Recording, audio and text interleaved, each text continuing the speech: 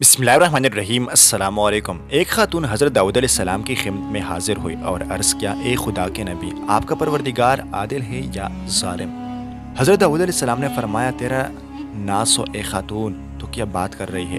रब ताला तो सरासर अदल व इंसाफ है, वो ज़रा बराबर भी किसी पर जुल्म नहीं करता।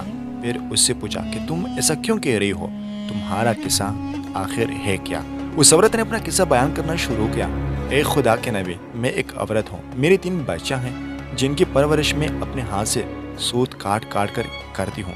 मैं दिन भर और बाज़ औकात रातों को जाकर सूत काटती हूँ। गुज़श्ता रोज़ मैं अपना काटा हुआ सूत एक सुर्ख कपड़े में बांध कर उसे बेचने के लिए बाजार जाना चाहती थी ताकि उसकी आमदनी से बच्चों के खाने पीने का बंदोबस्त करो।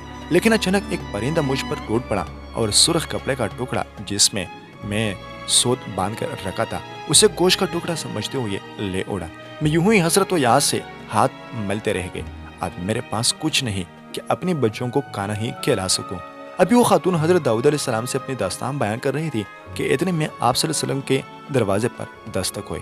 हजरत दाऊद अलैहिस्सलाम ने आने वाले घर में दाखिल होने की इजाज़त मरहमत फरमाई। इजाज़त मिलते ही 10 ताजर ये के बाद देगरे अंदर दाखिल हुए, जिनमें से हर एक के हाथ में 100 दिनार थे।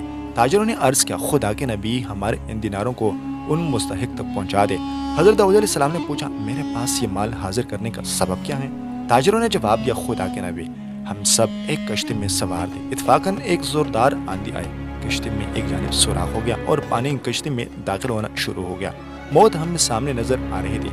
हमने नजर मानी कि अगर रब ताला हमें इस तूफान से निजात दे दी। अब पानी कश्ती में तेजी से दाखिल होने लगा। हमारे पास कोई ऐसी चीज़ न थी जिससे इस सुराख को बंद कर सके। इधर हमने नजर मानी, इधर रब ताला ने हमारा मदद का बंदोबस्त कर दिया।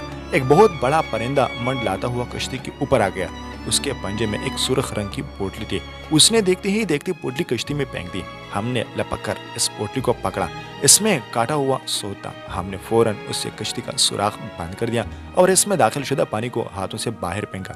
थोड़ी देर बाद तूफान थम गया और यूं हम मौत के मुंह से वापस आ गए। अब ये सदके की रकम आपके हाथों में है, आप जैसे चाहें उसे दे दे। ये किस्सा सुनकर हज़रत दाऊद अलैहिस्सलाम उस बेवा औरत की तरफ मुतवज्जो हुए और फरमाया, परवरदिगार तेरे लिए बहरो बर में तिजारत कर रहा है और तू है कि उसको जालिम गर्दान रही हो।